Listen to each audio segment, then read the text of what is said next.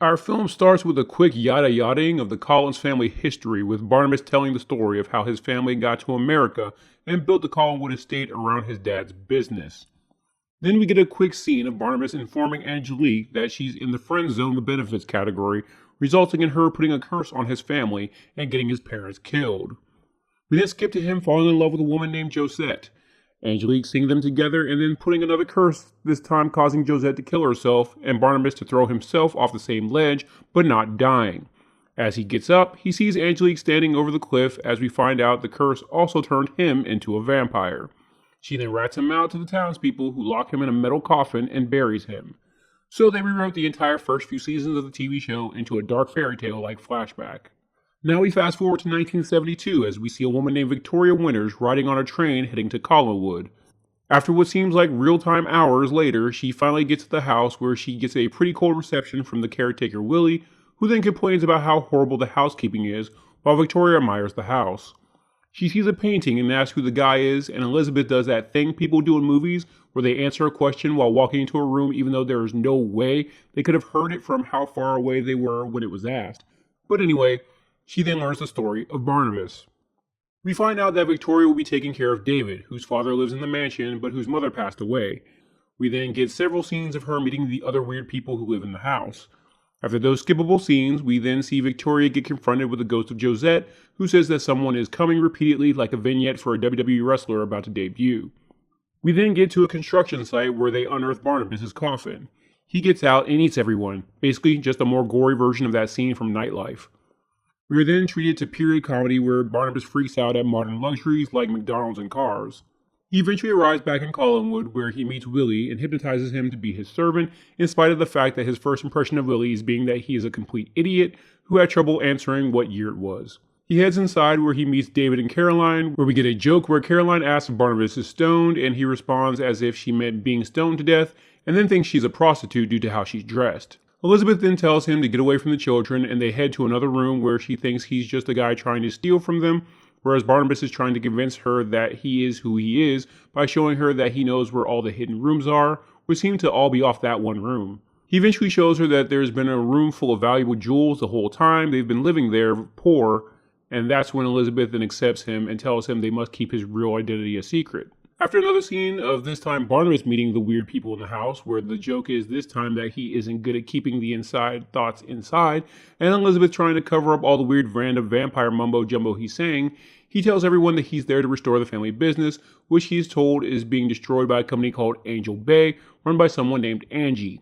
He's then introduced to Victoria, who he gets all drooly over as she looks exactly like Josette. We're then introduced to Angie, aka a somehow immortal Angelique, who is told about the murders the night before and she sees the open coffin. She speeds to Collinwood and demands to see Barnabas. Barnabas comes down but initially doesn't recognize her until they shake hands. He demands to see her in the drawing room and when they get there she is all over him and super flirting. The one thing this film did right is Angelique's glow up here. The sexy witch thing just works.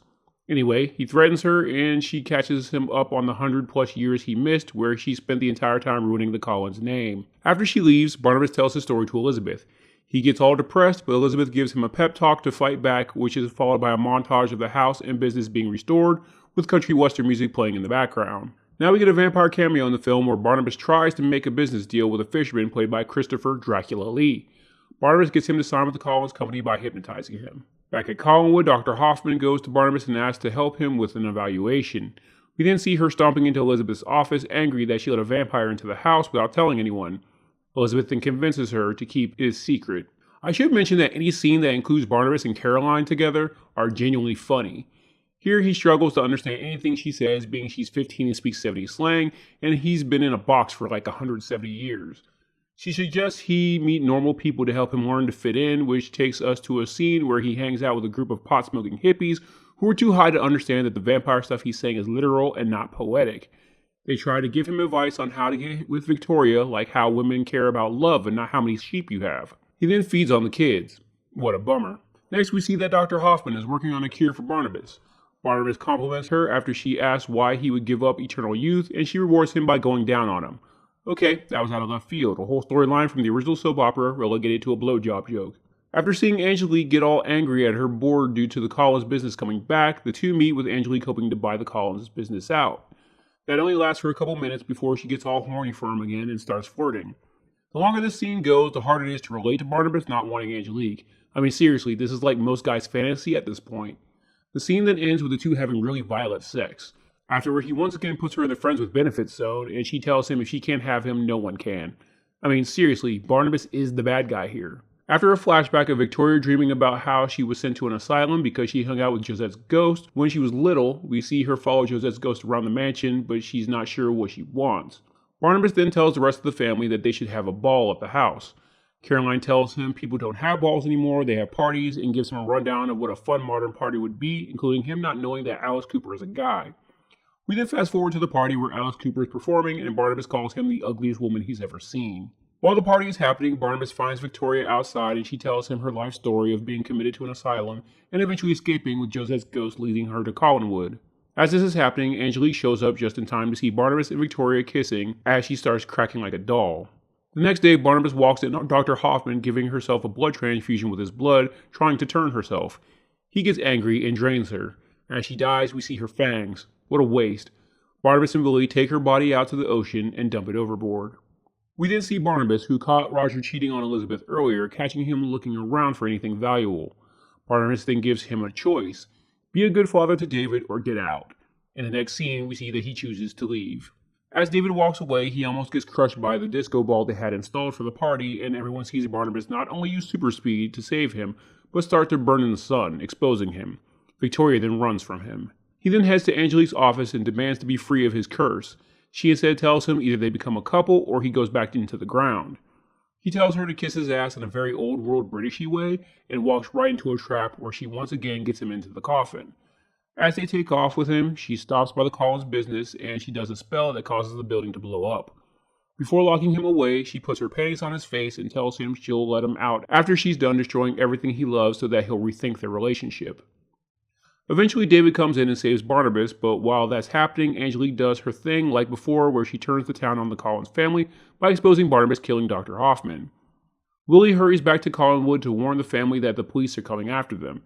Once the police and the townspeople arrive, Barnabas tells them he'll go willingly as long as the family is left alone, and Angelique goes down with him.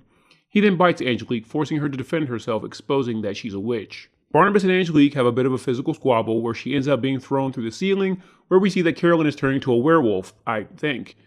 Very disappointing compared to her being a seductive vampire in the film House of Dark Shadows, but Chloe Grace Moretz has already played a vampire at this point in her career in the film Let Me In. As Angelique does more damage, Caroline comes down and confirms that she's a werewolf and they fight it out. Once she gets the upper hand on Caroline, Angelique does the Scooby-Doo villain thing of admitting to every horrible thing she did to the family, including being responsible for David's mom dying, Caroline being turned into a werewolf, and Barnabas' parents being killed. That's when David shows up and lets her know that his mother will stop her. His mother's ghost shows up and power yells Angelique into a chandelier, which then falls on her. As the house burns, the family gets out, and now Barnabas confesses he might have been capable of loving Angelique at one point. She then literally pulls her heart out of her chest to give to him before dying. Barnabas then goes looking for Victoria, but then realizes that she's about to do exactly what Josette did as the family watches the house fall apart, which is made of that weird brick that burns. That's when you cheap out on old castle material. Barnabas finds Victoria and then tells him he lost her and jumps. Barnabas jumps after her and bites her on the way down. When they land and he turns her over, we see that she wakes as a vampire, but claims to be Josette.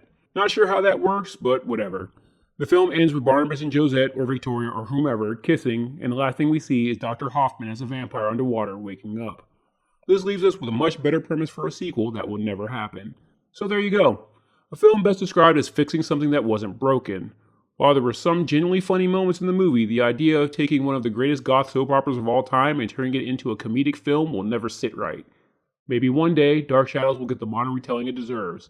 I guess fifth time will be the charm. Thanks for watching. If you like these recaps, please leave a like and subscribe and hit the bell icon to know every time I update.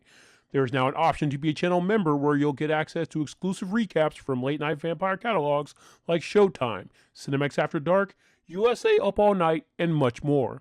If you want to help my channel grow, please check out my Patreon where members can get exclusive content that can't be uploaded on YouTube along with download options. Link is in the description.